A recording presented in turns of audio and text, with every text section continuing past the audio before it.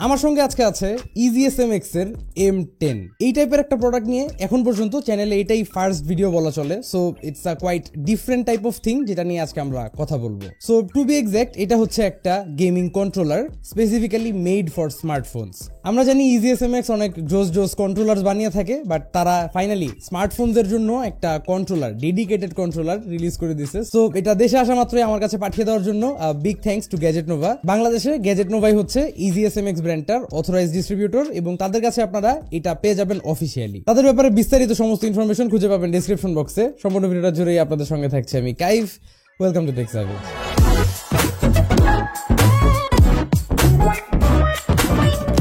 তো মূল আলোচনা যাওয়ার আগে চলেন এটার বক্সটাকে একবার দেখে নেই, বিকজ দেখার মতো একটা ডিজাইন করছে তারা।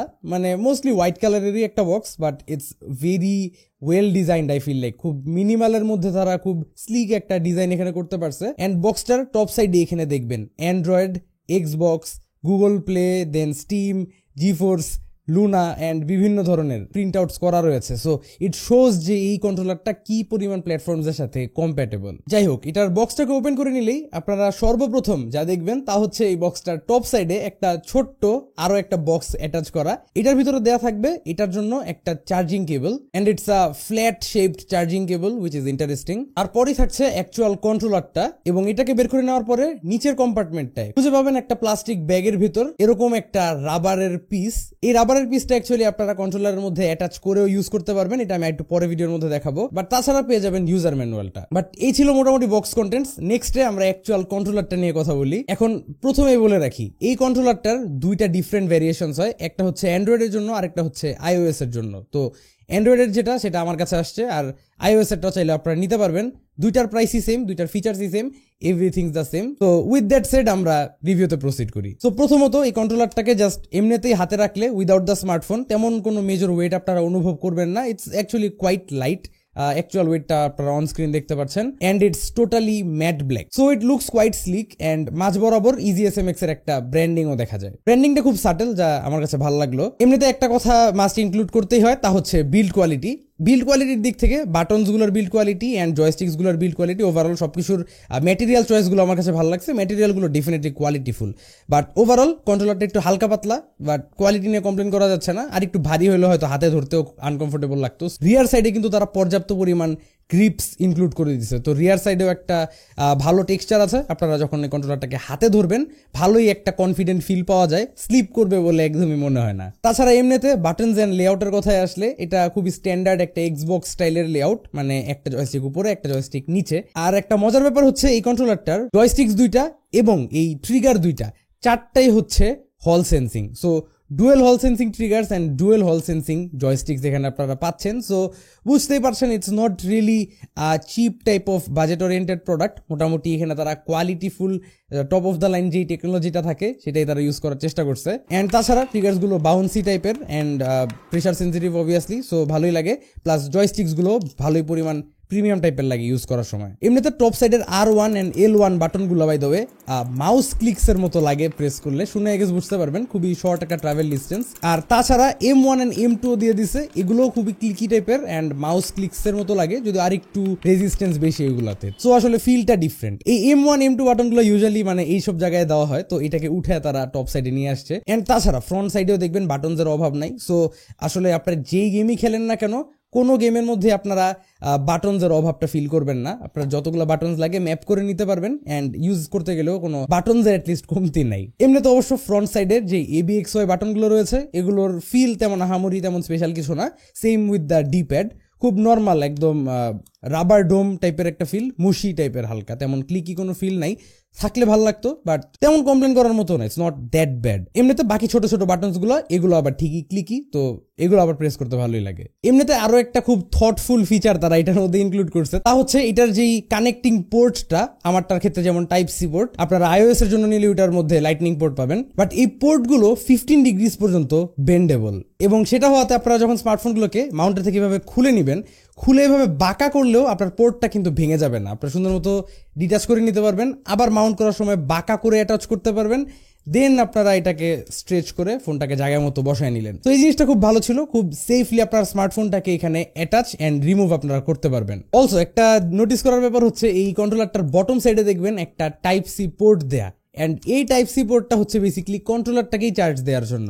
এখন একটা কাহিনী আছে, আমি ফার্স্টে খুবই কনফিউজ ছিলাম যে কন্ট্রোলারটাকে আমি কেন চার্জ দিব, যেহেতু কন্ট্রোলারটাকে আমি আমার ফোনের সাথেই কানেক্টেড রাখবো, তাও আবার ফোনের চার্জিং পোর্ট দিয়ে যেহেতু কানেক্টেড থাকবে, কেন আমার আলাদাভাবে এটাকে চার্জ দেওয়া লাগবে। So that was a bit confusing, and এটার অ্যান্সারটা আমি এখনো খুঁজে পাইনি। বাট যা দেখলাম, এটাকে আমি ফার্স্ট টাইম বক্স থেকে বের করার পরে ঘন্টা খানেক মাত্র চার্জ দিছি, এরপরে আর একবারও চার্জ দেওয়া লাগে নাই। তো এটা নিজের উপরে সাস্টেন করে ফেলতেছে এখন।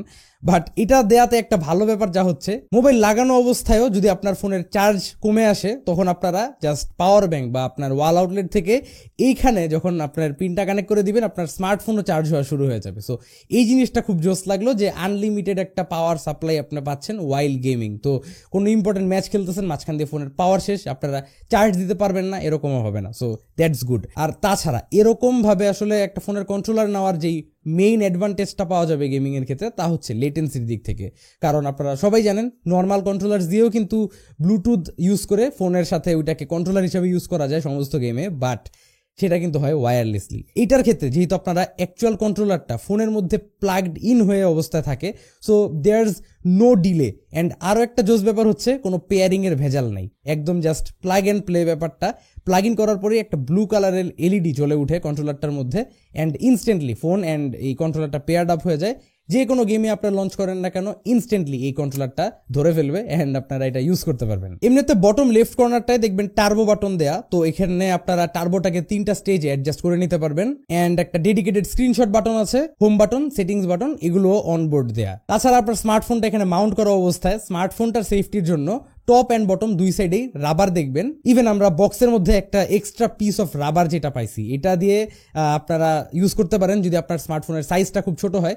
কারণ অনেকেই আইফোন এক্স আর আইফোন এক্স এই টাইপের ছোটখাটো ফোনগুলো দিয়ে যারা গেমিং করেন, তাদের দেখা যাবে মেবি এটা ইউজ করা লাগতে পারে। সো তারাও কোনো প্যারা নাই, আপনারা স্টিল মাউন্ট করে ইউজ করতে পারবেন আপনার ফোনটা। আর যাদের স্মার্টফোনসগুলো একটু ডিসপ্লে বড়, তাদেরও প্যারা খাওয়ার ব্যাপার নাই, কারণ আমি যতটুকু দেখতেছি মোটামুটি 6.4 6.5 ইঞ্চ ডিসপ্লের ফোনও আপনারা এখানে মাউন্ট করে ইউজ করতে পারবেন উইদাউট এনি ইস্যুস। এর উপরে যাওয়াটা আসলে আমি সাজেস্ট করব না। আর তাছাড়া ছোট্ট একটা ডিটেল যেটা আসলে মেনশন না করলেই না, তা হচ্ছে এটার বটম সাইডে দেখবেন এখানে দুইটা কাটআউটস করা, মানে আপনার ফোনের স্পিকার গ্রিল যেখানে বসে ঠিক ওই দুইটা জায়গাতেই কাটআউটস করা রয়েছে। So while gaming, if your not using earphones বা ডিরেক্ট স্পিকার দিয়ে যদি গেমিং করেন, তাহলে স্পিকারের সাউন্ডটা আরও কিছুটা অ্যাম্পলিফাই হয়ে আপনার কাছে আসে, যা আসলে ভালোই একটা ইমার্সিভ এক্সপিরিয়েন্স এনে দেয় ওয়াইল গেমিং। বাট দিন শেষে আসলে মেইন কনসার্ন যেটা, তা হচ্ছে এটা দিয়ে অ্যাকচুয়াল গেমিং করে কিরকম লাগে। তো শুরুতেই বলি, I'm not a huge smartphone gamer, আমি খুব রেয়ারলি স্মার্টফোন গেমস খেলি। বাট যতটুকুই স্মার্টফোন গেমস খেলি না কেন, আমার কাছে মনে হলো এই কন্ট্রোলারটা দিয়ে স্মার্টফোন গেমসগুলো খেলে এটা ওভারঅল স্মার্টফোন গেমিং এর যে হোল এক্সপিরিয়েন্সটা, সেটাকে আর অনেকটা এলিভেট করা যায়। জাস্ট স্ক্রিনে টাচ করে খেলার চেয়ে এতগুলো বাটনস অ্যান্ড ট্রিগার্স, হল সেন্সিং টেকনোলজি তারা ইউজ করছে, সবকিছু দিয়ে খেলে অ্যাকচুয়ালি যেই হোল গেমিং এক্সপিরিয়েন্সটা আর অনেকটা এলিভেট হয়। স্পেশালি যারা আরো হার্ডকোর গেমার্স অ্যান্ড খুব সিরিয়াসলি গেমিং করেন, স্মার্টফোন গেমিংকে সিরিয়াসলি নেন, তাদের কাছে আই ফিল লাইক এই জিনিসটা হিউজ একটা অ্যাডভান্টেজ হয়ে দাঁড়াতে পারে, যারা প্রপারলি এটার ইউজেজটা বের করে নিতে পারবেন। বাট আসলে এটার প্রাইসটা হিসাবে, প্রাইস নিয়ে একটু পরে কথা বলি, প্রাইস হিসাবে আমার কাছে একটা জিনিসই মিসিং বলে মনে হয়েছে, তা হচ্ছে এটার হ্যাপটিক্সটা। মানে 4000 টাকার একটা কন্ট্রোলারের মধ্যে কোনো ধরনের হ্যাপটিক্সই নাই। এই ব্যাপারটা মেনে নেওয়াটা আমার জন্য একটু কষ্টদায়ক। কোনো ধরনের হ্যাপটিক মোটরসই তারা এটার মধ্যে দিচ্ছে না আর কি টোটালি। সো কোনো গেমে আপনার কোনো ধরনের হ্যাপটিক ফিডব্যাক পাবেনই না। এন্ড সত্যি বলতে that's the only complain I have about this controller at the price point of 4K। তো আসলে ট্রাই করে দেখার মতো একটা জিনিস। আর আমি তাদেরকে রিকোয়েস্ট করছি যে আমার ভিউয়ার্সরা গেলে 4000 টাকার থেকে যতটুকু সম্ভব ডিসকাউন্ট করে দেওয়ার জন্য। সো কোনো স্পেসিফিক অ্যামাউন্ট তারা আমাকে প্রমিস করে নাই, বাট দে ডিড প্রমিস যে আমার চ্যানেলের রেফারেন্স দিলে তারা যতটুকু সম্ভব ডিসকাউন্ট করে দেওয়ার চেষ্টা করবে আপনাদের জন্য। So give it A shot I guess. ভালো লাগলে অবশ্যই কমেন্ট করে জানাবেন। অ্যান্ড এটা পারচেস করার জন্য কন্ট্যাক্ট করতে পারেন গ্যাজেট নোভাতে, এখানেও ক্লিক করে এটাকে অর্ডার করতে পারেন। ভিডিও ভালো লেগে থাকলে এখানে ক্লিক করে সাবস্ক্রাইব করতে ভুলবেন না। আশা করি আবারও দেখা হবে আগামী ভিডিওতে। Till then have a nice day, piece.